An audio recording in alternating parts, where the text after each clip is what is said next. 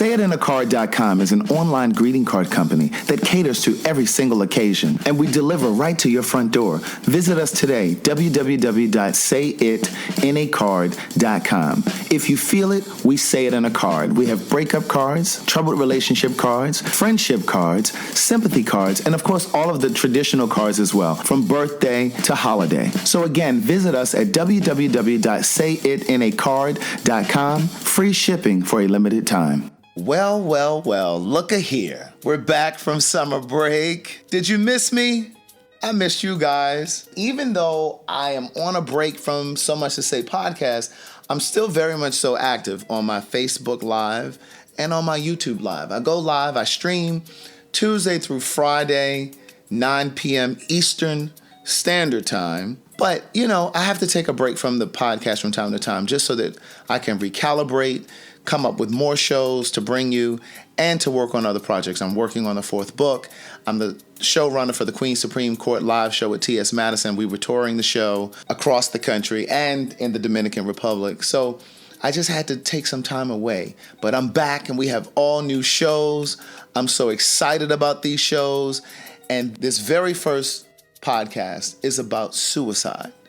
And I wanted to do this conversation because September is National Suicide Awareness Month. When I began this conversation, I had no idea how many layers there were to this story.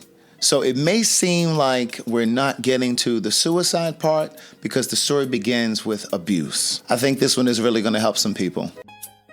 This is very personal work for me.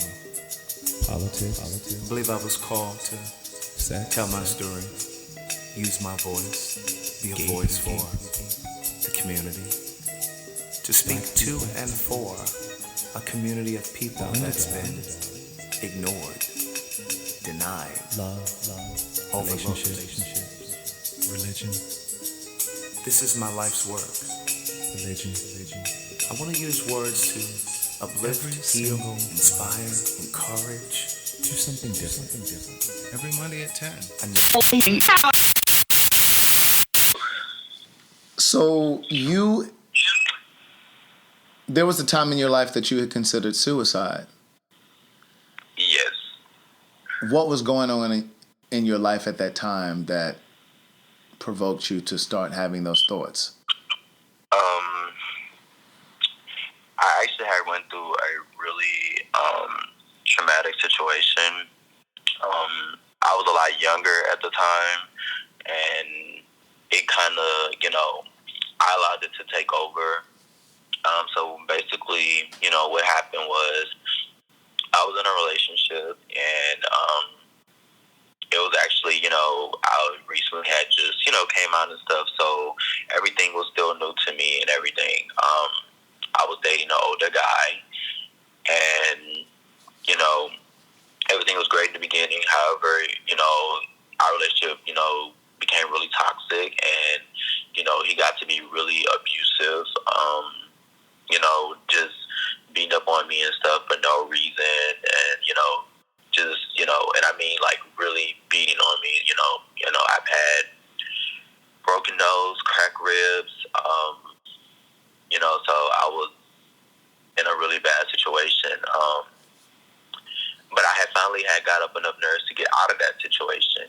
So, I had made my plans to leave, and he actually found out about my plans to leave because I didn't tell him I was just going to leave.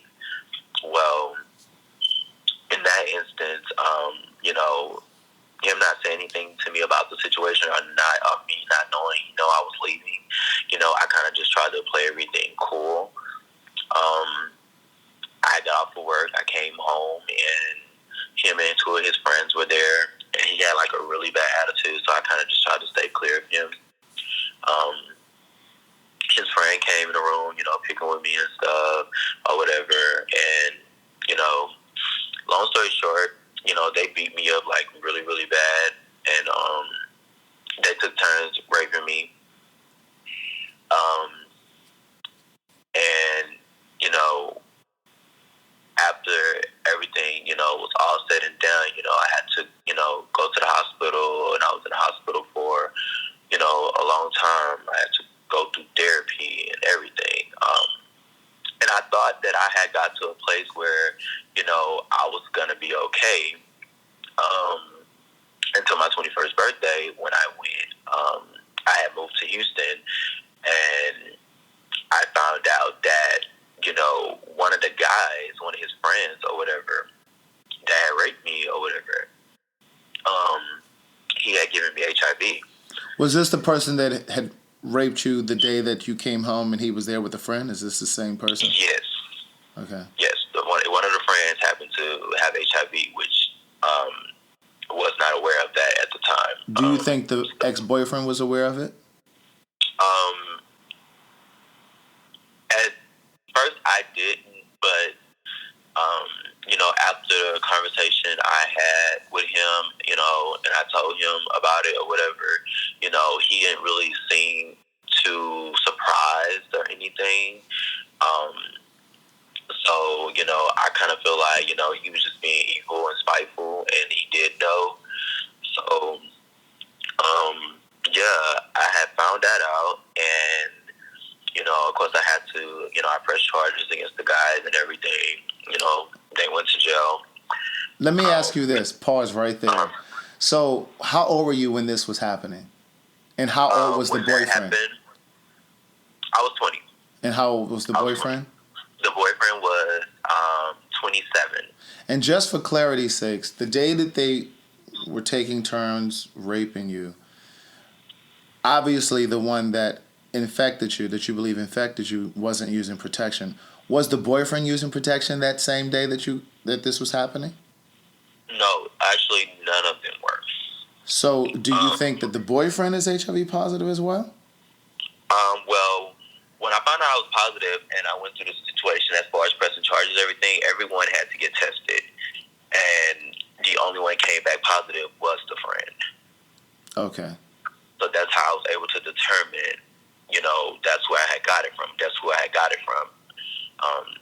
Because I was, I was negative at the time. So when everything happened, it was a court order for them to get tested, and everyone got tested. And the friend, he ended up being positive. My ex, he wasn't positive. Okay, so take me to the day that you went to press charges. Okay, so once I found out that I was positive, the only person I had told was my mother, and, she asked me, of course, how it happened. I explained to her, well, Mom, it happened within the situation, that I was in. So I went to the police station, and of course, I was in Houston at the time, so it really wasn't much I could do in Houston. So I actually had to go back to New Orleans, where the actual situation happened, and press charges there.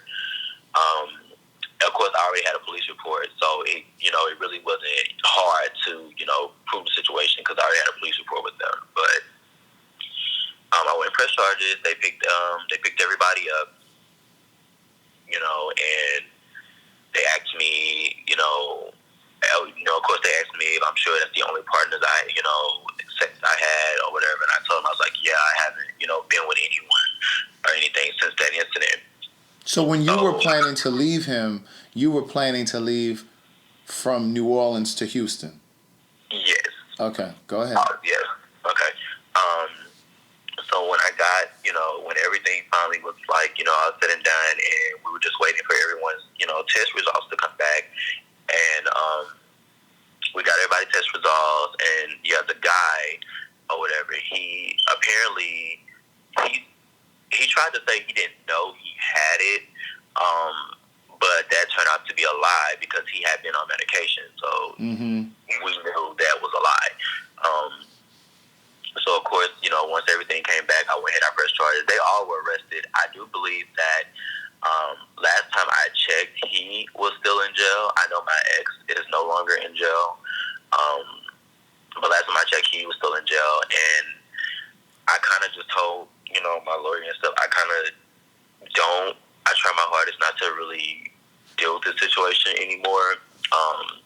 But of course, whenever they reach out to me and let me know, like, hey, he's trying to, be released or whatever, I kind of, go to court or whatever to make sure, that, he stays in jail. Who is as this? You're long talking as about the one that infected you? You're Yes. okay. So let me ask: Yes. when you say they were both arrested, the ex was just arrested for the rape and the assault, right? Right. And the other guy was arrested for rape, assault, and for infecting you, because at one point in Georgia, and I'm not sure if it still is, at one point it was you could press charges against someone if you knowingly had sex with them and you were HIV positive, even if they weren't infected. So was Right. he charged with that as well? Yes. And how much time did both of them get? Do you know? I know my ex for sure. He was at least. I know he was in jail for 3. I know he was in jail for 3 years for sure. He had recently reached out to me, and that's when I found out he actually was out. Because I didn't even know he was out. But the other guy, my lawyer was trying to get them to get it where he would actually, get the charge for what do they call it? Attempted murder. Mm-hmm. Because of the fact that, he's saying that he didn't know, but, he actually knew. So, again, you maliciously tried to give me something that, I couldn't get rid of. Right. So how much time did he get? But they only gave him 10 years. 10 years that he actually had to serve, or that's how much they sentenced him to? No, that's how much they sentenced him. Okay. Now, as far as how much he has to serve, I'm not sure, because like I said, I haven't, I haven't heard anything, but, that was definitely, a downer for me, because I feel like he really deserved that, that charge. So when you said the ex reached out to you, what did he say when he reached out to you, and how did he try to contact you? Well, he actually had found me on Instagram, and it's so crazy because I don't know if he had like a guilty conscience or something, because apparently he just recently found out that that he had colon cancer, and he wanted to tell me, and he wanted to apologize for everything that he did or whatever, and at first it took a lot in me to even say anything to him, because when I read the message or whatever, I didn't immediately respond or anything. How long ago was this? This was actually right before I moved to Atlanta. How long ago was before that? I moved to Atlanta. So almost a year now. Okay. So I didn't immediately respond, because again, I didn't have anything to say. Of course, I felt bad that he had, cancer or whatever, but at the same time, I still was, I'm still dealing with a situation that I'm never going to be able to get rid of. And that's just how I looked at it. But, eventually I did respond. I told him that I was very sorry, that happened to him. And, I pray that everything works out for him. And I actually forgive him. I forgave him for myself, of course, not for him. Right. How long did it take before you responded? It actually took me about a month. I'm not even going to lie. Like, I kept looking at the message. Like, I would go into my inbox and I would look at the message and I would want to respond, and I would just get upset all over again, because, he doesn't know. I feel like he doesn't know what I went through or what I had, the things that I dealt with, dealing with this situation. I had got to a place where I didn't love myself or whatever, because I felt like nobody else was gonna, ever love me or want to be with me or, anything because of this. And of course, the whole HIV situation is a lot different now, but, back when that time, it was still like people was really nervous about dating people. Because how long ago was this when this happened? The incident happened in 2012. So 7 years ago. Yeah. So when I moved to Houston, in 2013, like I said, I was struggling with that, because I had just found out. I was afraid to tell people.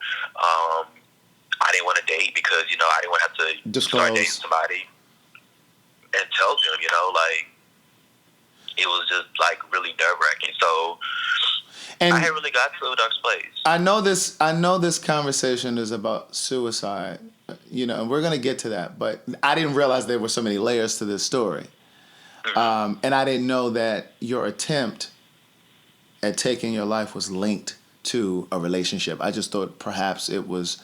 I guess when I think about suicide, I think about a person feeling extremely sad, extremely dark, because perhaps things aren't going well financially because the result of a relationship. But I never really, I guess I don't know. I guess when I was thinking about your story and talking to you, I hadn't really put all of the pieces together as to what led you to that point. And then, of course, I know sometimes suicide can be chemical. It's not always about things happening around us. But I want to kind of get to the base of it before we really get to the day or the times that you made the attempt. So he reached out to you. You finally responded a month later. And what did you say? Again, I just told him, I was like, I appreciate the apology, and that I'm definitely sorry, what he's going through, and that I hope everything works out for him. He asked me if I forgive him, and I told him, I forgive you. I told him I forgive you. I just wanted him to understand that I wasn't forgiving him for him. I was forgiving him for myself, because I needed to do that. I couldn't continue to hold on, to that grudge or whatever towards him. So, I told him I forgave him, and he told me that, at that time he was in a really dark place, and he didn't mean to hurt me, and I was just okay, at this point, and when the reason I really didn't go into much into it is because when this happened, I had already found a place of peace where I'm okay and I'm comfortable with who I am at this point, and I'm not going to allow that past situation to affect me no longer. I'm going to just take it, and I'm going to, live my life. And again, what I had to do with this situation is that I had to turn this negative into a positive. So I used my situation, and I used it to where, I've helped other people who were struggling with the situation and stuff. So, when struggling with being out, HIV positive, or struggling with other things? Struggling with being HIV positive. Okay. I had when I publicly came out about it, a lot of people had reached out to me and was asking, how was I able to, just be so open, about the situation, because again, at one point I was just, I had to tell people if I had to tell them or whatever, if, we were dating, whatever the case may be, and I told them. But at one time I actually got forced into publicly putting it out because a friend of mine or whatever, an ex-friend of mine, we had gotten into an altercation, and they decided to go ahead and try to spread, my business, to everybody, by sending out a photo with my picture saying I had HIV. And was this before you made the attempt to take your life? You said was it before? Yeah. Yes. Okay, so all of this stuff was leading up to it. Yes, leading up to it. Okay, go ahead. So, I had actually, I was trying to be really strong about the situation, and I made a public post myself, stating my situation, and yes, that I was HIV positive, because I didn't want to allow anyone else to tell my story or fabricate a story or make it feel like, oh, I'm just out here doing God knows what, and that's what happened, when that's definitely not the case. Right. So you posted on your Facebook or something? Yeah, I posted on my Facebook. Yeah. And how were they trying to spread it? Were they posting it on social media? They took my photo, actually, and they sent a forward text message around, and it got to one of my friends before it got to me. And a friend reached out to me that I had told, and, they felt some type of way. They was like, we've been friends, and, you could have shared this with me. And I was like, well, I just feel like if I'm not sleeping with you or whatever, guys, but it's not really your business. I don't have to share my business, like that. But it had started getting crazy, and again, people started reaching out to me and stuff, and I was just like, no, I'm not gonna allow nobody to tell my story or sit here and say, oh yeah, you got HIV. And when somebody tell you you got HIV or whatever, like the first thing they think, oh, you out here just wilding out or not being smart or protective. So I took it upon myself, to go ahead and make that post, because I just wanted people to hear it from me and understood, how it happened. To get a better understanding understanding of my situation instead of judging me before even knowing what's going on. You know, I have to say, you said something really important. I remember being one of those people that thought that when a person was infected, it was because they were out there wilding out. They were participating in bathhouses and going to parks and having sex with strangers and that kind of thing. But, you know, I learned better many, many years ago, probably back in 2002. So that was probably about 17 years ago that I learned differently. Someone that I know was infected, and he was in what he thought was a monogamous relationship. He wasn't out there wilding out. And that's really what changed and probably saved me, if you will, because I had that conversation with him, and it just completely changed the way I approached every date, every relationship, every sexual encounter. Like it changed the trajectory for me. So going back to this ex, you said that once he reached out to you, he was in jail. He didn't know all of the things that you had been through, and I'm suspecting that you mean like you've had like difficulties or complications as a result of being positive. Right. Yeah. Okay. Did you want to share some of those things too? Because do you think some of that may have led towards you thinking or being in a low place where you considered suicide? Yeah, because what had happened when I first got it and stuff, it kind of like took over my body in the beginning because like I've always been a sickly child already, so my immune system has never been strong or anything. So it caused like a lot of different, side effects for me and stuff. Like I had swollen lymph nodes. I had started getting like these lesions like on my neck and on my face and stuff. And it was just like, even from the complications of the whole situation, I wasn't being able to, I wasn't able to be sexually active. Like I said, I had to go through therapy, and everything because like one, they had honestly really messed me up, on the inside as well.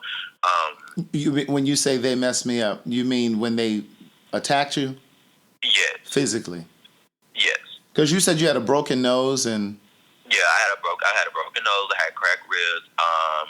They had torn my rectum area. Okay, right. Like the rape. Really, yeah. really bad. Yeah. So I had a really hard time, getting, I had a hard time healing. Like the healing process took forever. I had to constantly go to the doctor to get checked.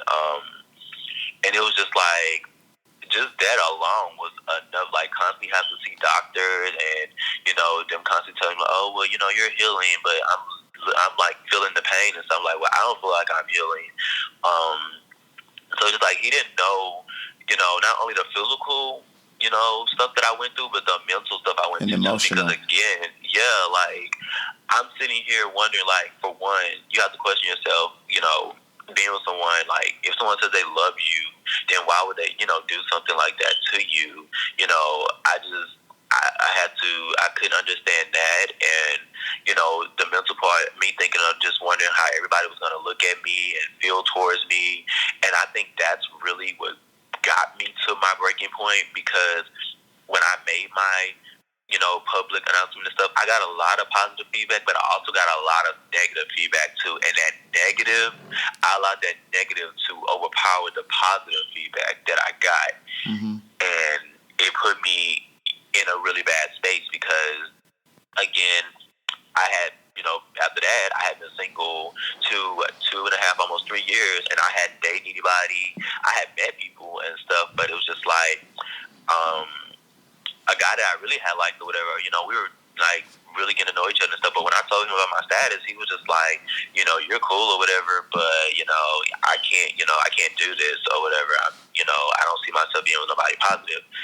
And at that time, I didn't understand that like I do now. Like now, it wouldn't even faze me if someone says that. But then it really, really took a toll on me because I'm just like, this is gonna be my life now. That's just how I felt. Like this is how I'm gonna have to live my life now. Like I'm gonna have to really, be by myself because the don't nobody want to be with nobody who's HIV positive, and that's just how I saw it then. So you saw it at that time.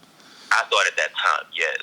Because again, things were not like they are now. Like I said, a lot of people are a lot more open now that they understand it more. But like then, it was just like, especially living in Houston, it just wasn't like that. Like I came across people, you know, who I met who would talk about HIV and stuff, and not even knowing that I'm positive, but you know, just talking about it and stuff, and just saying negative things, and that just made me not want to say nothing about the situation either. So it's like when I made my public announcement, you know, it was like, oh my God. I'm like, yeah, you didn't even know. Like, you just running your mouth, saying stuff, whatever, and don't even know a person's situation. What do you mean by that? I think I know what you mean, but what do you mean by that? You mean once you posted, Once I posted my status, like I posted that I was HIV positive and about my situation and stuff, you know, the people that I was around before me posting it, you know, saying all the negative stuff they was saying about people that are HIV positive. HIV people. Right. Right. So they were saying this stuff around you, but they didn't know about your status at the time. Exactly, yes. So I want to know really quickly, and then we'll move on to the next thing. How did you meet this guy? You were 20, he was 27, you were in New Orleans. How did you meet? So you're going to laugh at this, and I probably, you know what, it may have been my own karma in a way, I'm not going to lie. So before I met my ex or whatever, I was seeing another guy. And this guy I was seeing way before I met my ex, but we were vibing and everything. Everything was great between us, and then all of a sudden he just went distant. So he vanished. I didn't understand why. No, not my ex. The other. No, right. The other guy, he ghosted. Yes, he ghosted. So I didn't understand why, and one day I decided to go out or whatever, and I had saw my ex, and that was our first time, having an interaction. He spoke, I spoke, or whatever. But he told me that he was, he wasn't single. He was in a complicated relationship or whatever. And it was the guy. He was in a relationship with the guy that ghosted you. Yes.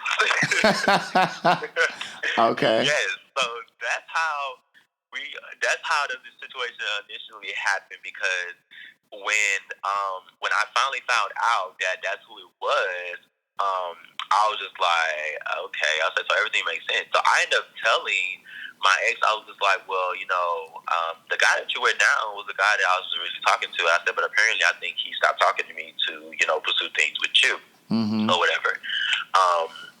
So my ex had told me, he was like, well, we on bad terms right now. We fight and stuff a lot and stuff like that. And I should have took heed to that when he told me that. That was the foreshadow. Right. Because he told me, he's like, all they did was fight and stuff. And I was just like, you know what, whatever. So when they broke up, me and him, we started hanging out and stuff. And I will say this, in the beginning, it was to hurt him because of, the way he did me or whatever. So I was like, okay, I'm going to show you or whatever. Like, so initially you started dating your ex to get back at the guy that had ghosted you, which was his ex. Right. So, in the beginning, that's how, before we actually became like official in a relationship, when we first started seeing each other, whatever, yes, that was my initial attention was to hurt him because, the way that he did me. But I was young and dumb, just doing stupid stuff. You were probably 19 or so at the time. Yeah, like I was really young. So that karma is something, though. Right.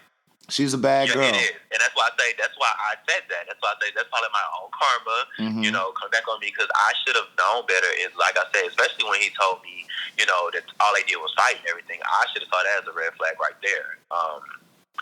But I didn't, and we pursued a relationship. And again, our relationship, it didn't happen naturally because he actually got put out where he was staying at, and I allowed him to come stay with me. That's how we ended up getting, to that place of actually being in a relationship, because I allowed him to come stay with me. How long into the relationship was it before it became physical, before it became abusive? Was it mentally abusive first, or was it physical first? Yeah, it was mentally abusive first. Like, he used to always say, like, really mean things to me, calling me stupid or, naive or, because he always felt like I was. He always felt like I was too nice, or I was allowing people to like get over on me and stuff. So he would get real irritated with me and stuff. And it was like, he would just like, or like when I'm driving or whatever, and if maybe I hit the brakes too hard or something, he would get so mad, and Small he's like, things. I'm gonna punch you in your I'm gonna punch you in your face or whatever like that. And for a while, it was just like a lot of threats. He never had touched me. He was just always threatened to touch me or something like that. So what was the first time you remember him hitting you? Okay, so I was at work, and again, we were living together. No, he was living with you. Well, he was living with me. Right. He was living with me, but I also had a roommate, which is one of my good friends. Mm-hmm. And one of my good friends had allowed one of his friends to come stay the weekend with us. So while he was there, now, the friend that came, I had met him or whatever, and, he tried to get to know me, talk to me, whatever case maybe. It didn't go anywhere. But he actually ended up being cool, with my ex. So I was at work, and I got a text from my ex, and he was, like, going off. He was just like, you got me in this boy's face, and you messing with him, you making me look stupid, or whatever. And I was like, what are you talking about? And, he told me. He was just like, he was like, and it told me that, y'all messed around because we didn't mess around or anything. We had conversations or whatever, and we kissed one time. The boy had the nerve to brag about my kiss to my boyfriend at the time. And when he did, that just threw him over the top. So, again, like I said, I was at work trying to deal with the situation. So, at that time, I was working. I worked 4 to 1 p.m. in the morning. So, when I got off work... 4 p.m. to 1 a.m. Yeah, 1 a.m. Sorry, 1 a.m. So, when I got off of work, I was literally walking up on the sidewalk, and I had saw my boyfriend. I saw his car fly by. He was leaving. He had packed all his stuff up or whatever. He was leaving or whatever. He saw me, and he turned around. When he turned around, he got the car. He walked up to me, and he was just like, how could you do that to me? You got me looking stupid, smiling at his boy crazy, befriending him, buying him food, and this and that, and you're messing with him. And I was like, I was not messing with him. Like, that's what I'm trying to get you to understand. I'm not messing with him or whatever.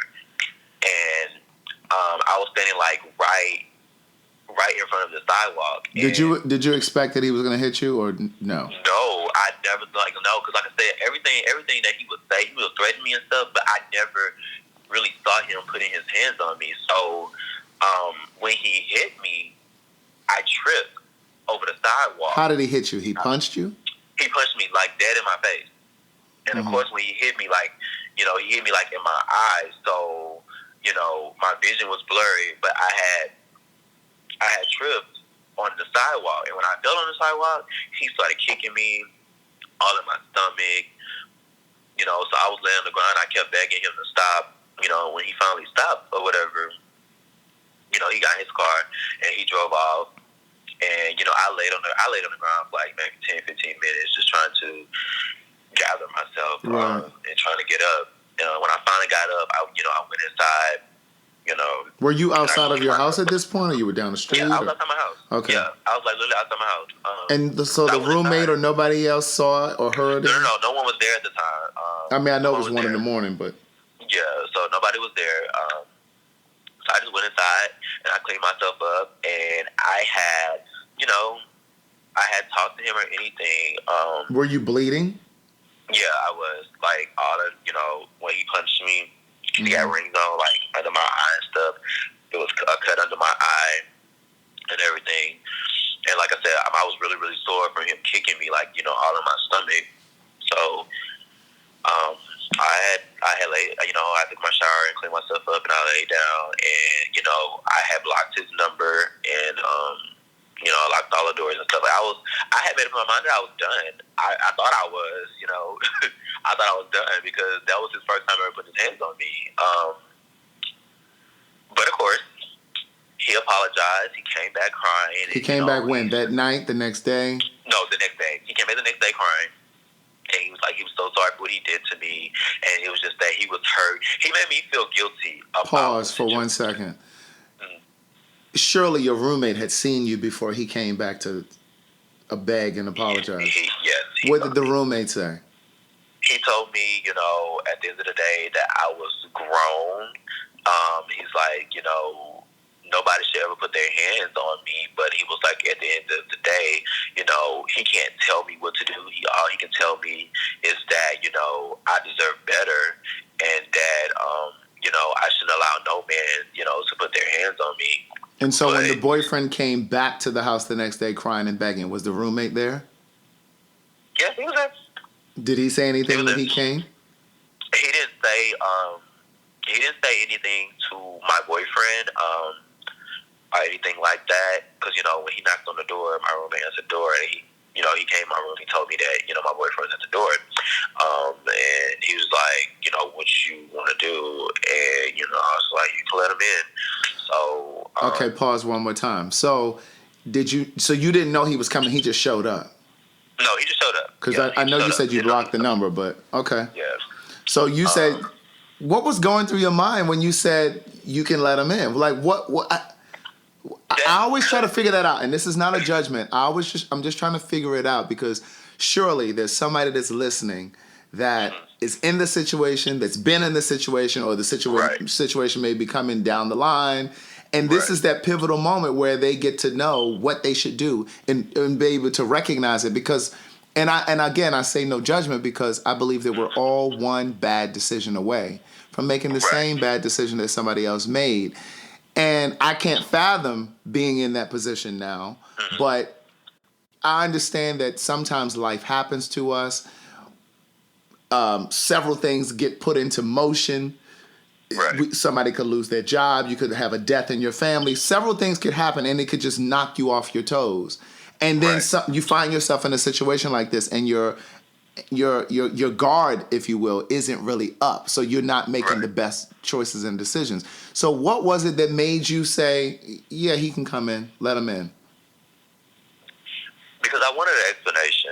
Like, I really wanted to know, first of all, I wanted him to see what he did to me, and I wanted him to be sorry, I wanted him to be hurt that, that he hurt me. I wanted him to see, how I was hurting, to see. I just wanted to see his face, his expression. And if you could go back to that day right now, what would your answer be? Would you say let him in, or would you say...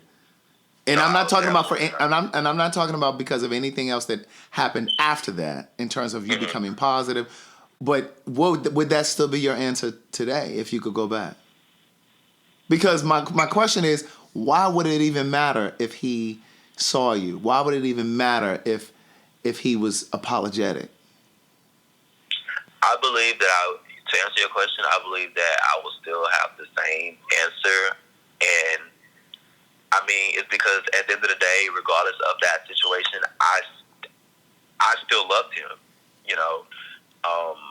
despite what he did to me and everything. I still loved him, and I still, as crazy as it sounds, I still wanted to be with him. Even through that situation, I still wanted to be with him. Here's another question for you. And again, these are just questions, because for me, I believe that part of what I was called to do is to through my work, whether it's through my books, through the podcast, or whatever it is that I do, I believe that part of what I was called to do was to teach, reach, and heal. So my question to you is, because I believe that we date at the level of our self-esteem. So where do you think that your self-esteem was at that point in your life? And I know you were about 19. Yeah. Definitely at that time, I would say my self-esteem level was definitely low. And I took pride in the fact that my boyfriend was who he was, because he was a very attractive man that, a lot of people wanted, but I had him, and I guess, at that time, it was just like, well, I'm not going to let him go for somebody else, to have him or whatever, because I was really, really small. I wasn't, I didn't look how I look now or anything like that, and I did have low self-esteem. I did think that I was, cute or handsome or anything like that. But the fact that he did, and he was so handsome, and again, so attractive, and every time we were somewhere, someone wanted him, and this and that. I think I allowed that, to keep me in my situation a lot longer than I actually wanted to be in it. So how much of your ego played a part in it, do you think? My ego, yeah. Because I think your ego had to be somewhere attached in it for you to stay with him simply because he looked a certain way and because people wanted him. There had to be a sense of pride Absolutely. for you Yeah. to feel like, oh, I got him and you all want him. So how much... Right. Probably a lot. Honestly, a lot of my ego because, again, when we stepped out together and stuff and, we would go out or whatever and, people be looking at him and staring at him and stuff. And I'm just like, I'm feeling myself like, yeah, this is my guy. And, y'all want him, but y'all can't have him or whatever, And, people will, try to approach him or whatever. And, he'd be like, I'm with my dude or whatever. So I think my ego definitely played a big part in, again, me staying in the situation. Because, again, I feel like, I had the guy that everybody wanted. So when he showed up at your house that day, he's crying. What is he saying?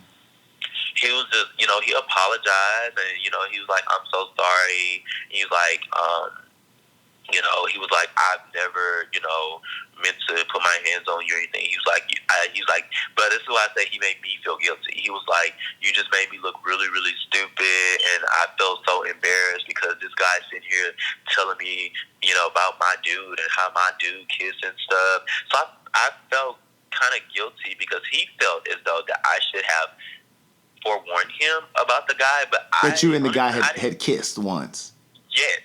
And I just feel like because nothing happened other than that, I didn't see no point in telling him something because, nothing else happened. So I personally didn't see it as a reason to have to tell him anything, but he felt completely different. He felt like that's something that he should have known before befriending the guy and everything. So I felt guilty. I felt bad because I feel like I had brought this upon myself because if I had told him, then this situation made it happen. And that's how he made me feel. He made me feel like it was my fault. And what did you say?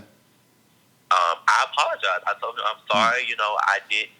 I told him that I never intentionally meant for him to get upset or for that to hurt him in any kind of way. I just told him that it wasn't, to me, it wasn't nothing. It meant nothing. So I didn't see it as something to tell him. So we discussed it, and I think that's why that the first time that's why I took him back because I felt like it was my fault. Honestly, so I felt like it's my fault. You took ownership. Yes. Of him abusing you. What happened next? Did you kiss? Did y'all end up having sex? Yeah, we kissed. We didn't have sex. We kissed. He took me to the movies. We went out to eat, and it kind of had almost seemed like the situation didn't even happen. It was like so crazy because he was all over me, just being really nice to me and everything. The dysfunction of it all. Right.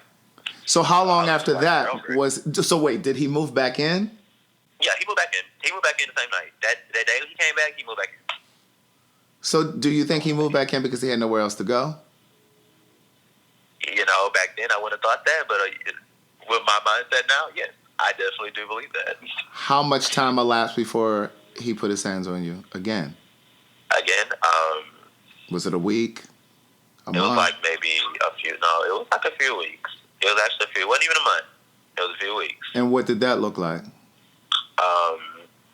He threw a phone. He threw his phone, and it hit me in between my eye. It cut you? Yeah, and it cut my eye. It cut me right under my eye. So, at this point, are you thinking okay, this is becoming a pattern? Did you think that? Honestly, no.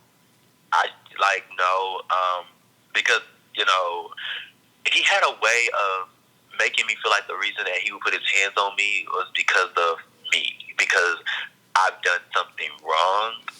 And like I I said, being young like that and stuff, when a person is able to manipulate your mind like that and make you feel like you're the reason that this is happening, and that, you know, maybe if you stop doing these things that it wouldn't happen, it kind of, you know, it kind of affects you. And I feel like with me, I allowed that to happen. Like, I really allowed him to manipulate me and really make me feel like the reason that he was beating on me was because I was doing something wrong, you know, or I was doing something to upset him to the point where, you know, he put his hands on me. Had you ever witnessed this kind of behavior in, like, your childhood? Like, did your parents fight?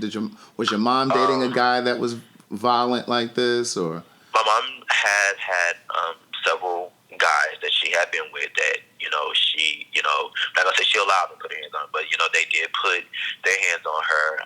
So do you think that played a part in why you, on some level, I would guess, you thought that that's love? Or that that's a part of what a relationship looks like, should look like? I'm not going to say that, because when she was in her situation, you know, I was old enough to acknowledge what was going on and stuff, and I was also old enough to tell her that, Mom, you know, you need to get out of this situation. But was it I thought you said she was in multiple situations like that. Yeah. Well, yeah, she was in multiple situations. So some of those situations, you were a child when you saw some of that. So you weren't of age. Yes, I was a child. The first time it happened, yes, I was a child. I was a young child, and, you know, my mom was pregnant, and her boyfriend had beat her up really bad, and, you know, had, like, threw her into the tub or whatever. She ended up having a miscarriage, actually. And, you know, then, you know, I didn't have this, you know, the same understanding, but at that time, I was just scared. You know, I didn't really know, you know, what was going on or why it was going on or what she did, you know, to deserve that or anything. So when she got out of the situation, I didn't think that it would be something that, you know, we'll be visiting again. But she ended up getting married. And to the guy that did that? No. After she left him. Okay. She got away. She left him. But she ended up getting married to a guy, and he started putting his hands on her. You know, and I would hear, like, I was older at that time. I was a teenager. And I would hear her, you know, trying to gasp for air because he'd be choking her, you know, and things like that. And, you know, I had a brother. I had a younger brother. And he was a little bit more tougher than I was. So when it came to a situation like that, he was trying to get involved in the situation, you know, and help my mom and stuff like that. Me, on the other hand, at that time, I would kind of just, like, go run, try to grab a phone and call my grandma, my grandpa or something. But it was so scary because I really thought, you know, at one point that I really thought my mom was going to die at one point because she kept allowing it to happen. With this guy? And I was so scared, like, because, you know, she would try to hide her bruises and stuff, and she got to the point where she could. And you never saw a pattern in this relationship that you were in with this guy? You never saw any similarities? No. I guess because the fact that I was just so, I'm not even gonna say I was so in love with him, but I guess I was so just in love with being in a relationship with him, or just being in a relationship in general, that I guess I would suffer or go through whatever I had to go to continue to be in that relationship. And again, that's why I feel like when you said as far as my self-esteem and stuff, yeah, it clearly was very low, you know, for me to allow myself to continue to go through that. So the day that he threw this phone and it cut you under your eye, what happened after that? I immediately jumped up, because again, like, when it happened, again, of course, my vision was not, you know, it was blurry. But I jumped up or whatever, and I pushed him out the way, and I ran out the door. I ran right out the front door, and I ran to the corner, and I took, I made a left on the corner, and I ran all the way to the gas station. I got to the gas station because I left my phone. You know, when it happened, I had left my phone, so I had no way to call anybody or anything. So I ran to the gas station, and I called my roommate's sister to come and get me. You know, once I got got there, the guy at the front counter, he was like, "Hey, guy, you're bleeding," or whatever like that. And I looked in the mirror and I saw the blood on my shirt. I saw the blood on my eyes. So I called. I called my roommate's sister to come get me. She came and got me. He actually had called looking for me. He called who? He called my roommate, and he also called my roommate's sister because we were all close. We always all hang out together and stuff. So everybody knew everybody. Okay. So he called looking for me. They didn't tell him that I was actually there because I told him, I said, please don't tell him I'm there because I know he's going to be driving all night looking for me. So the next morning when I woke up, he was sitting in my face. Like, literally sitting in my face. When I opened my eyes, he was sitting right there in my face. So clearly they called him and told him you were there. No, they didn't call him. He popped up. He came because he knew I didn't know. He knew there was nowhere else I could be. I didn't have. But they obviously let him in. But yeah, they let him in. They let him in, and I jumped up. When I saw him, I literally jumped up, and he was like, "You don't have to be scared, or anything like that." And he was like, "I just want to give you this." So he gave me a letter, and he left. And I set the letter down because I didn't want to read it or whatever. But he had reached out and he asked me, he had texted me or whatever, and he asked me if I read it, and I told him no. So I decided to read it. I thought he had went back to my place because I was still at my roommate's sister's house. I wasn't going back as long as he was there. But he wrote me a letter, and he told me how much he loved me and how much he was sorry, and he told me he was leaving. He told me that he felt so bad for putting his hands on me again and stuff, so he decided that he was going to leave or whatever. And I begged him not to go. That was my next question. So did you tell him not to leave? I did. I begged him not to go. I told him I was sorry. That I was insensitive. I was very insensitive to the situation that happened that caused him to throw the phone at me. Now, why did he throw the phone? He was sick. And, of course, again, I told you, my shift that I worked at work, I worked 4 till, 1 a.m. in the morning. So he was sick, and he was in bed when I first got there. So I had, when I came in or whatever, I was like, hey, I'm going to go give you something to eat. Do you want anything? Do you need anything? He said no. So I went and got my food, and then I came back, and I got in the bed. I was on my phone because, I don't be on my phone during the day, so I'm trying to catch up on everything or whatever, on my text messages and everything. So I'm on my phone, and I'm laying in the bed. He jumps off the bed, and I was like, okay. So I didn't pay him no mind. He grabbed his keys, he got in the car, he drove down the street, and he turned around and came back, ran in the house, slammed the door, and came in the room and told my son, you don't care about me, and I'm like, what? He was just like, I'm sitting here sick, and you just laying in your phone or whatever. I say, I asked you if you needed anything. You told me no. I was like, so, I don't know what else you want me to do. And so that led to him throwing the phone. Yes, he threw the phone or whatever.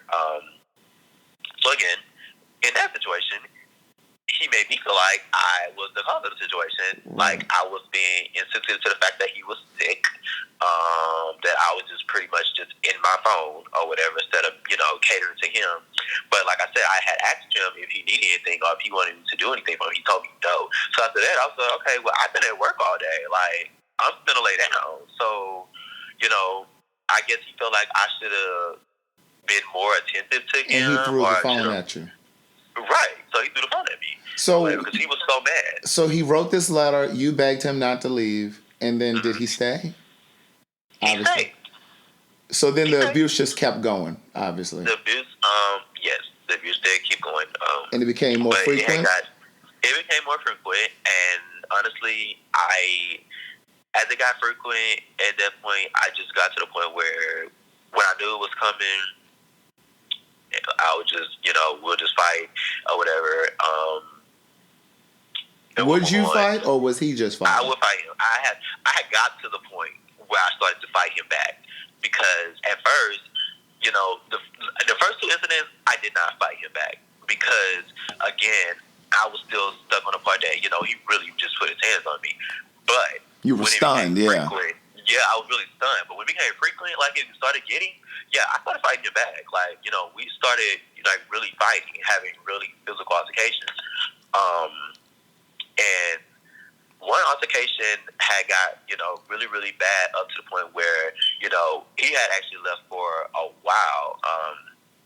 He left for a while because he had beat me up. He had beat me up so bad, Greg, I had literally took the dresser and tried to throw it on him, literally push it on him. Like I was not playing at all. And then he had the nerve to tell me this relationship is toxic. I'm leaving. He's like, I don't have time for this. We're not good for each other and all of that. So he left. How long was he gone? He was gone for a month. He was gone for a month. And then how did he come back? I saw him out. I went out. And I had saw him out in the club, and, he had came up to me, and he was just like, hey, how you been, or whatever, I miss you, or whatever, just asking me how I've been and stuff, and I missed him, but, I had started moving on with my life, honestly. I had accepted that we were done, or whatever, and I had told him that. I was like, well, I'm good, life is good, I'm moving on, I hope you're doing good, or whatever. He was like, yeah, I'm okay, he told me, where he was staying, or whatever, like that. He told me he wasn't comfortable, of course, I was like, well, you can come to the house and sleep on the couch, and he needed a place to stay. Yes. This is so classic. Right. Abuse. It really is. So you extended yourself again and told him I did. that he could come stay. So when did he come? That same night? He came the next day. Had all his stuff in his car. Again, like I had made clear to him, he could sleep on the couch. I'll sleep in my room. Where was he staying that was so uncomfortable for him? He was staying with a gay parent. Okay. As they call those. And like he was it was like in a house kind of type thing. Yes. Okay. But apparently him and his gay father kept getting into it because the gay father thought that his boyfriend and my boyfriend were messing around when he was at work. Okay. So he was uncomfortable because he was being treated, really bad because, his gay father thought that he was sleeping with, his gay father's boyfriend or whatever. And he was just like, that wasn't the case or whatever, which actually was the case. But. So he came to your house the next day. He never slept on the couch. Yeah, he slept on the couch. Because I had, like I said, I had kind of made up in my mind that I was done with the relationship. You couldn't have been. And I was trying to stick to that. You couldn't have been. The moment you said, "Oh, well, you can come stay here with me," you were not. You had not. I was trying to be strong about the situation and stick. I'm the type of person that if I can help somebody, I'm gonna help them. And I just didn't want to see him in that situation because, of course, I did love him. So allowing him to come back wasn't for us to get back in a relationship. It was just to help him out. So get us to the relationship. So how did he move from off the couch? Because eventually he was no longer on that couch. Yes. So after a while, we had, about him being there and stuff. We started hanging out again, and he was being just really, really sweet to me. Taking me out, doing stuff for me, like when I come home, running my bath water, cooking for me, just all kinds of stuff that he wasn't doing in the beginning. How long was it before you had sex when he came back? Maybe like a week. Like a week, yeah. Okay. Because, of course, he was the only person I had been sexually active with throughout my relationship, after the relationship, after it ended everything. So, yeah, we slept together, and of course, sleeping together became frequently. And when did it turn again? You said when it turned again? When did it turn again? How long after he was cooking and making the bath water and all of this stuff? That was think that was right after. Actually, you know what? It actually happened. He started doing that like after we slept together. He started doing what? He started being like really really nice and No. catering I'm to me. asking, when did he start becoming violent again? Oh, From the time he came back. So he's back on the couch, and then from the time he was on the couch, making the bath water, running the bath water, making dinner for you. How much time had passed from that point? Like a month. So he started fighting you again. I feel like he wanted to now that I think about it, I feel like at that time he just wanted to make sure that he was kind of more in a little bit more secure situation with me. Mm-hmm. And of course, I did something to make him mad. Apparently, as always. And it was just like we went to the club together, and I went downstairs to the restroom, and I came back up. But apparently, I was gone entirely way too long for him. So when I got back upstairs, he was like, he had spazzed out. He was like, "You think I'm a fool or whatever? You ain't been in the bathroom all that time. You sit here playing in my face, with these guys and stuff. I'm looking at these guys, look at you, and you look at them." And I was like, "Oh God, here we go." So I told myself, "Okay, let's go," because I'm not about to do this at the club. So we got in the car. He's speeding down the freeway, hollering and screaming, hit me upside the head while he's driving, calling me stupid, disrespectful, calling me a hoe. And I told him, I was like, man, just pull over, let me out. I'll call my friend to come get me, let me out. He's like, "Oh, you want to get out? You want to get out?" So, he sped up or whatever like that, and I was like, he was just like, "You're not getting out this car," or whatever. He's like, and that's the first time that he actually made a thing. He's like, "I would kill you before I let you get out this car." And I was scared because he was literally speeding down the freeway or whatever, and I kept yelling, asking him to stop or whatever. And he finally stopped. And when he made that complete stop, I jumped out the car, immediately jumped out the car, and I started walking or whatever. And I was, calling my friend on my phone or whatever, and he had left the car in the middle of the street, got out the car, running after me or whatever, and as I was walking away from him, he kept pushing me. So when he kept pushing me, I turned around and I hit him or whatever, because I was over it. So I threw the first punch, I hit him or whatever, and we started fighting right there in the street or whatever, and I'm fighting him or whatever, and he ended up hitting me in the side of my eardrum, and he actually damaged my eardrum. To this day, I still can't hear properly out of this ear, but it hurted, and I could feel it ruptured. Yes. So when it ruptured, I grabbed my ear, and he was like, "What's wrong?" or whatever like that. And I was like, "I can't." I said, "I think you bust." I told him, "I think you bust my eardrum," or whatever like that. And he was like, "No, I didn't, or whatever." And he grabbed me, and when he grabbed me really, really hard, and he held me, and I was holding my ear, and I didn't want to be around him, but I was in so much pain. I allowed him, to hold me, and he put me in the car. He drove me home or whatever, and he asked me if I wanted to go to the doctor, and I was just like, "No, I don't want to go to the doctor or whatever." I was like, "I just want to go to sleep." But he held me, or whatever, and he was like, "I'm so sorry." Of course, he was like, I don't ever mean to hurt you." He was just like, he actually even had the nerve to say, he was just like, "You just make me so angry sometimes," or whatever. So you never, okay, so I get it. This is just, it's becoming a pattern. So you never went to the hospital to see about your ear? No, I didn't go right away, but I did go. How long after did you go? I waited like a week. Honestly, I did. 'Cause was it in pain? The entire time? Yeah, it was in pain, and again, I couldn't hear. Like when people would say something to me and stuff, I had to constantly ask them, like, "What did you say? What did you say?"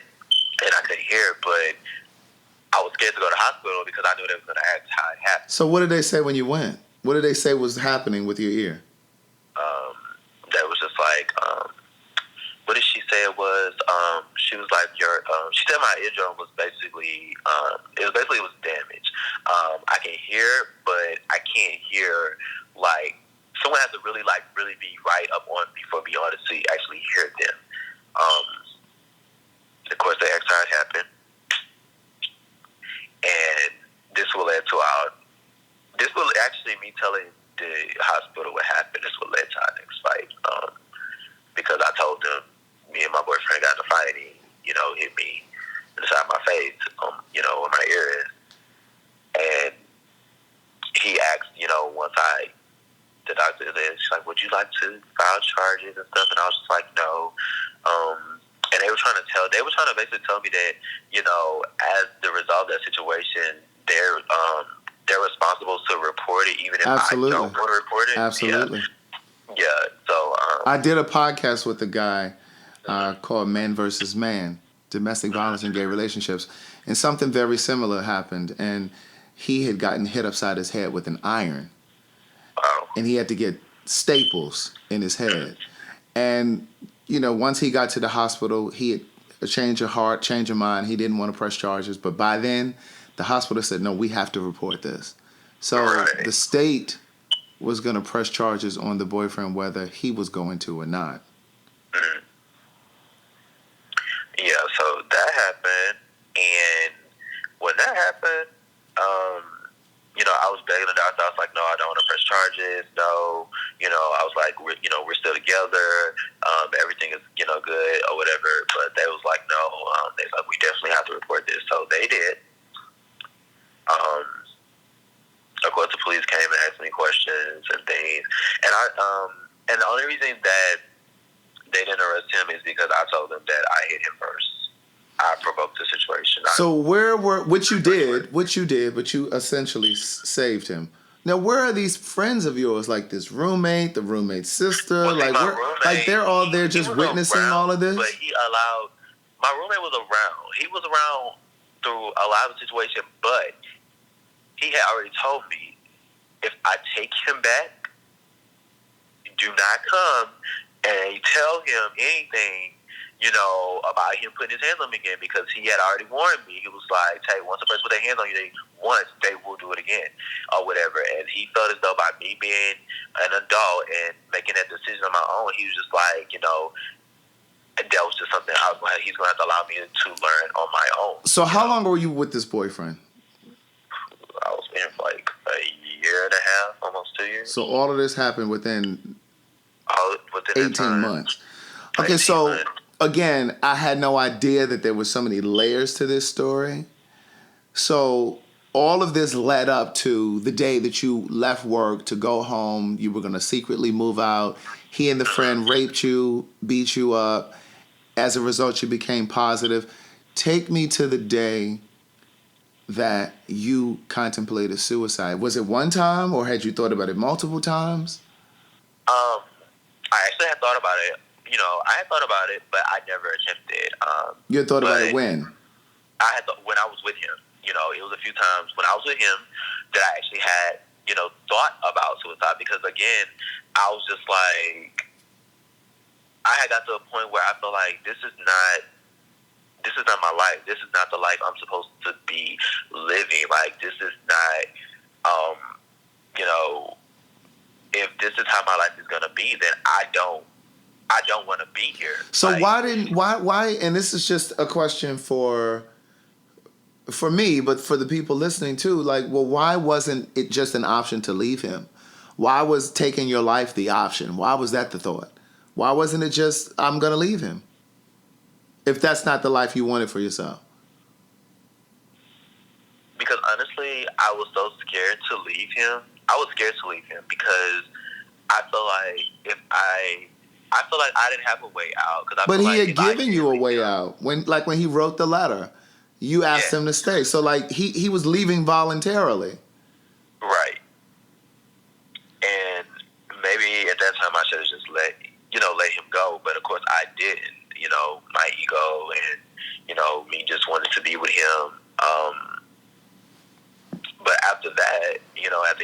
back and everything, things wasn't like that. As far as him, like, oh, I'm gonna leave and this and that. Like, like I said, we were fighting. Of course, we were getting into bed, and that just being that or whatever. Like I said, it became so frequently to the point, like, it just became.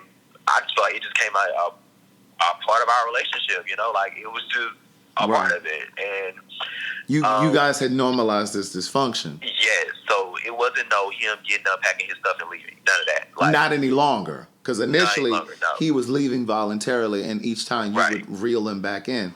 So at the point that you decided to try to attempt suicide, he was no longer living with you, obviously, because you had pressed the charges and against him and the best friend.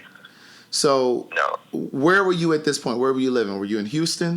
I was in Houston. Okay, and this is how long after the attack happened with him and the friend, and you had become HIV positive? How long after this? A year. Okay. Within the first year of me being in Houston. Okay. And of course, this, like I said, after I had pretty much came out to everyone, like I said, and I had got the feedback that I got as far as being HIV positive and stuff. That's when I got to that dark place. Right, because people had tried to out your status and that kind of thing. Yeah. So it was a series of things. It wasn't just one thing. Yeah, that drove me to it. Okay.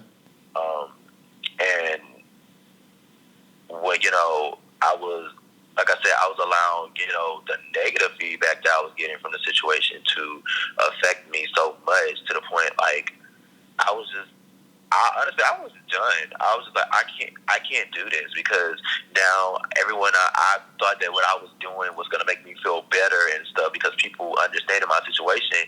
But when you got people making you feel horrible about your situation and stuff, it was just like, I couldn't handle that, because now people were staring at me when I went out and stuff, and I would see them talking and stuff, and I would automatically feel like they were talking about me. What was the worst thing someone said to you?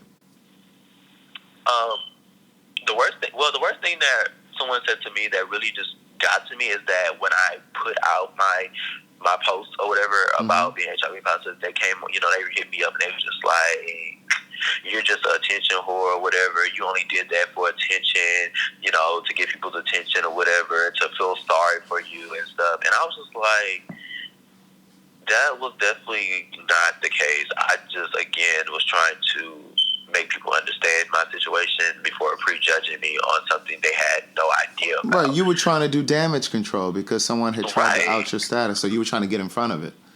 Right. But, this person had made me really feel, really bad about the situation, and I was just like,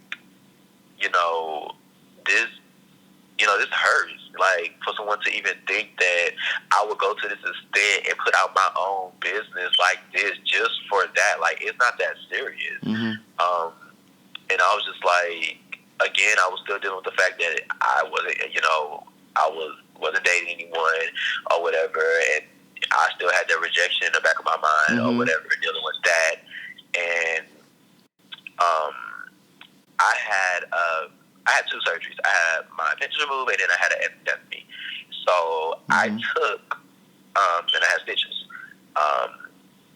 So I actually took a razor, and I cut open where my appendectomy was, where that surgery was, and I allowed myself to bleed, out, and I probably would have died, honestly, if my little brother wouldn't have came home and, saw me or whatever. But I had just had enough. Like, honestly, I had enough of people just, being mean to me about the situation, and, everything hit me, like, at one time. Like, I thought about what happened, why I'm dealing with this situation. I got really, really angry because I feel like at the end of the day, here I am dealing with this or whatever. And, at the end of the day, they may be in jail, whatever the case may be, but this is something that this is never going to go away. This is something that I'm going to have to always deal with. I'm going to have to always tell people, it's something that will always follow you. Right. So when your little brother came home, where were you? I was in my room, but at that time, me and my brother, we shared a room. So he came in the room, and I was laying on the floor, and I was bleeding. And while I was bleeding, I was holding the wound. And he called 911, he called my mom or whatever. And, so were you starting to get faint from? Yeah, I was definitely. Yeah, I got faint. I do believe I actually did black out. I blacked out when I woke up. I was stitched back up, and I was in the hospital. And my mom had, talked to the doctor and stuff, and they tried to get me, trying to say that I was, mentally ill.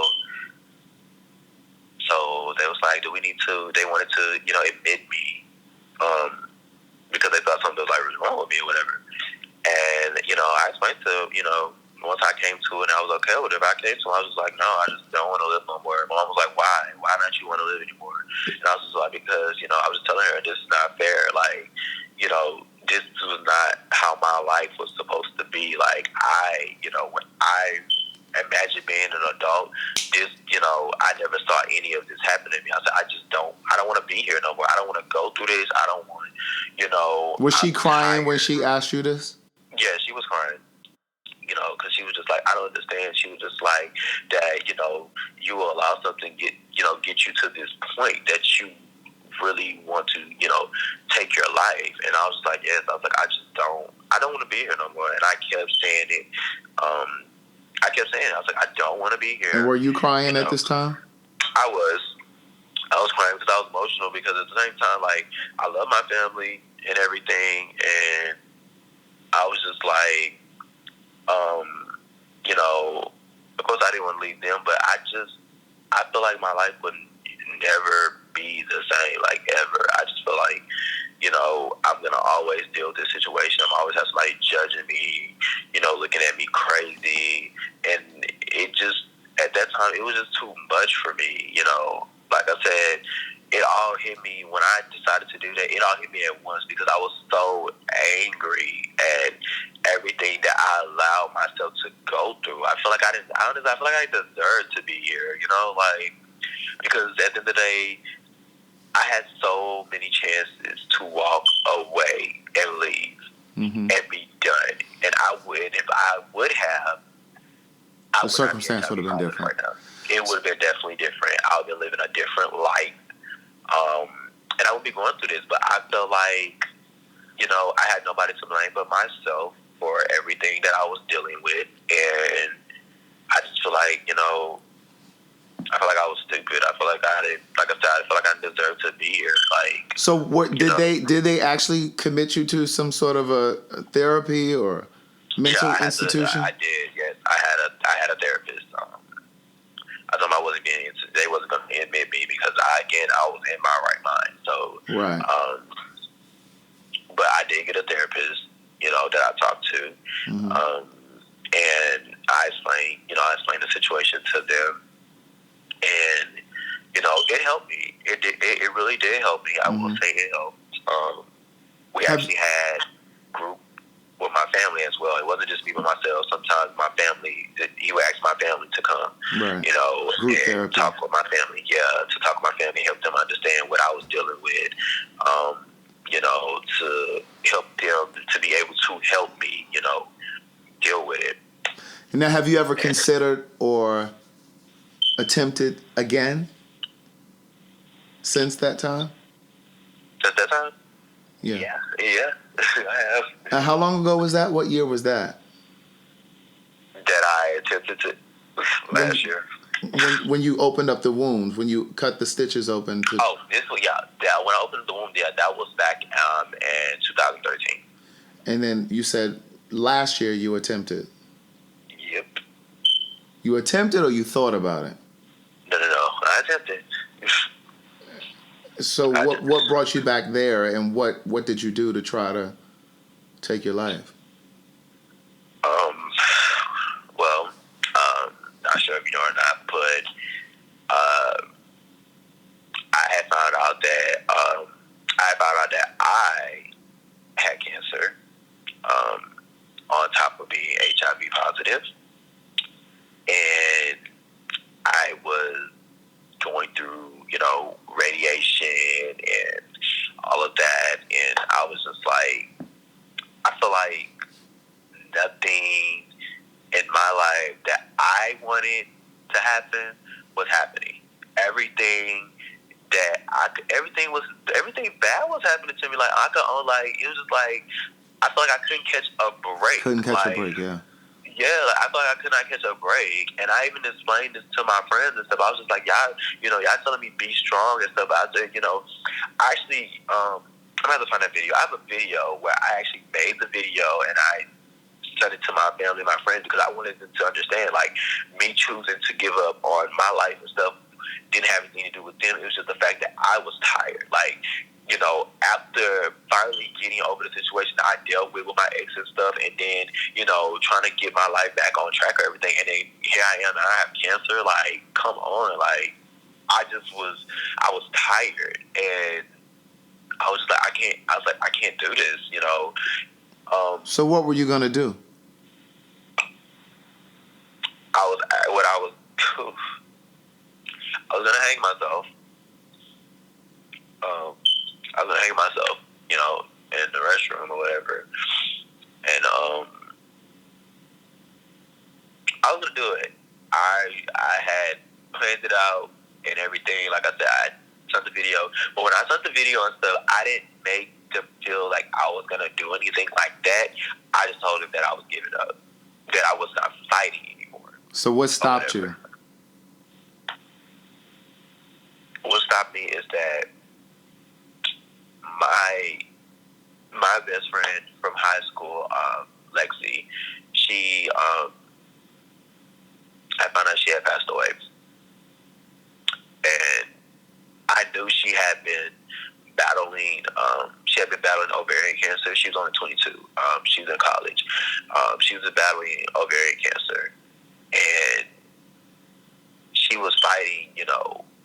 I watched her fight up into her, like, she graduated, she graduated college with her degree and, everything, and she fought, to do that, and it was just like, when she passed away, it kind of it made me open my eyes and realize that if my best friend, who knew that she actually had no chance of living, but she still fought. She fought to the very end. When I say she fought to the end, they got to the point where, like I said, they raised money and made enough money where she was able to go to Mexico and get treated there. And she died in Mexico while being treated there. She had a seizure and she died in her sleep. Mm. And I had just talked to her, and she had saw my video and everything. She was like, "Hey, you can't give up." She's like, "We have so much more to live on." She's like, "Your testimony is gonna save so many people, and it's gonna help so many people." And I was just like, "No, Lexi." I was like, I can't do it." And she was just like, she didn't promise. So she was like, "Please," she was like, "just continue to fight, continue to fight with me." And when I got that call that she passed away, I wanted to give up then, but then I thought about everything we talked about, and so is that what you hold on to? I was gonna, yes, absolutely.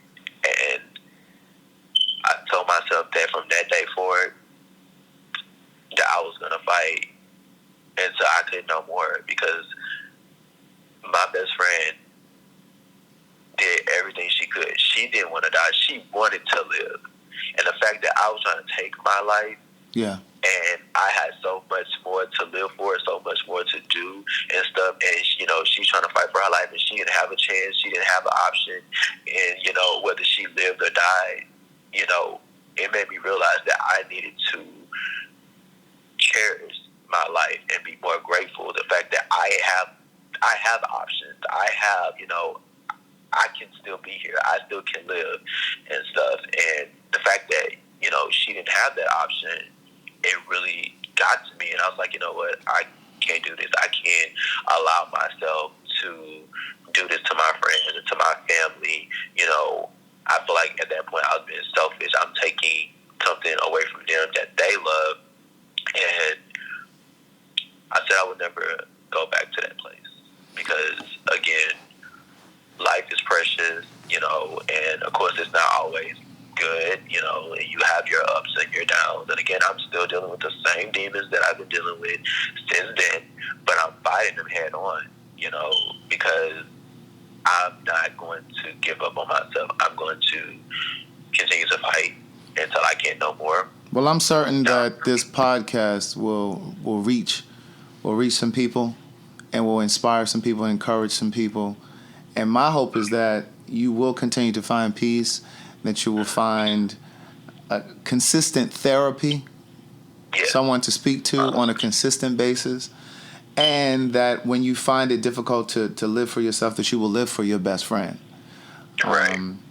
But what do you think you've learned from your status, and what do you think the biggest life lessons are for you as a result of your status and the relationship that you had that brought you to this point? Like, what is it that you've gleaned from it all?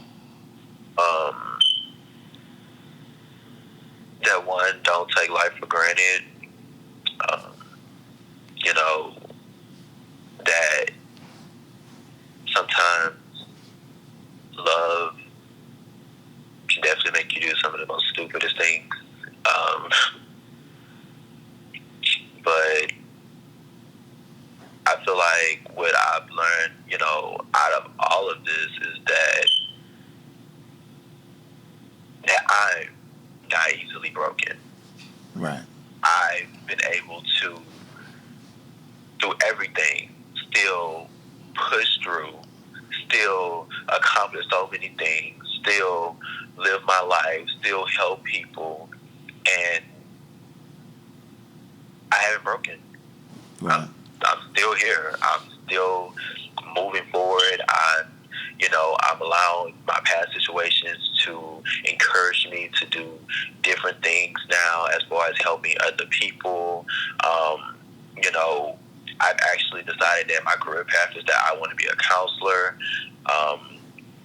So it's just like all my past experiences that I've been through that led me to wanting to take my life. I'm taking all of those and I'm turning them into a positive, not only for me, but for myself. Because again, I feel like I do have a testimony, and I do feel like my testimony is going to help someone, maybe help many. I actually want to, I actually do want to write a book, on my life, and the things I've been through. So that's something that I've, really been thinking about as well.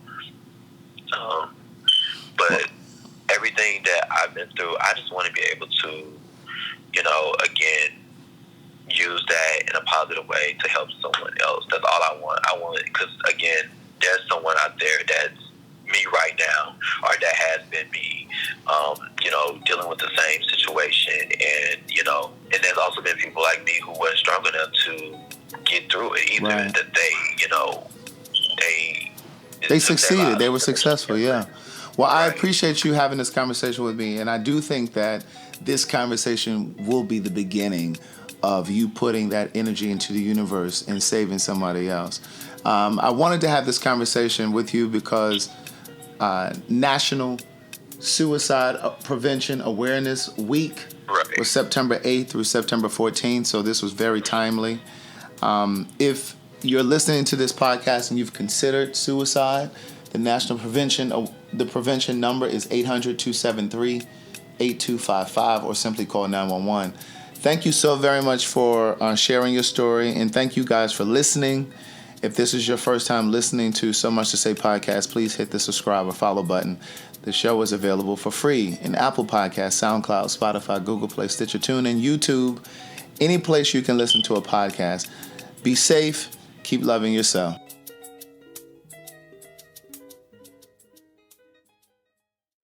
One of the best parts of life is when you can admit the truth to yourself about yourself. Cyberspace is a world where one can become something he isn't, but everything he dares to be.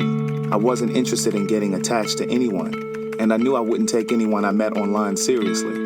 I had multiple screen names to increase my chances of meeting someone attractive. The majority of the profiles noted HIV negative under status, but I knew better from the work I had done in the HIV community.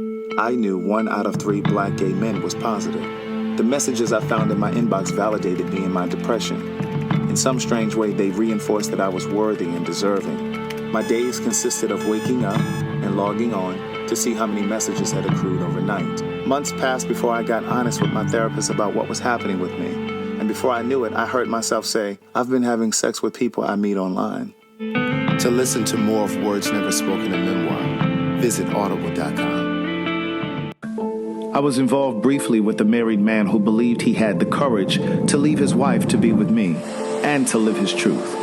This isn't the typical story of a married man promising to leave his wife for a secret lover. Rather, this is a story in part about a gay man who knew he was gay before he got married, but chose to marry a woman because he didn't know how to break free. Rocky and I met on a gay social media site 3 months after I returned to the East Coast to live, and just 11 months after he was married. At the time we met, he was living and working in Dubai as a contractor for the government on a military base, while his wife was stationed in Tallahassee, Florida, where they had a home. In one of the first messages he sent me, Rocky shared that he was married, but that he had regrets. He explained that he had come out to his mother and siblings when he was 18 years old. He sat them. To listen to more of One Thing for Certain, Two Things for Sure, a memoir continued, visit audible.com.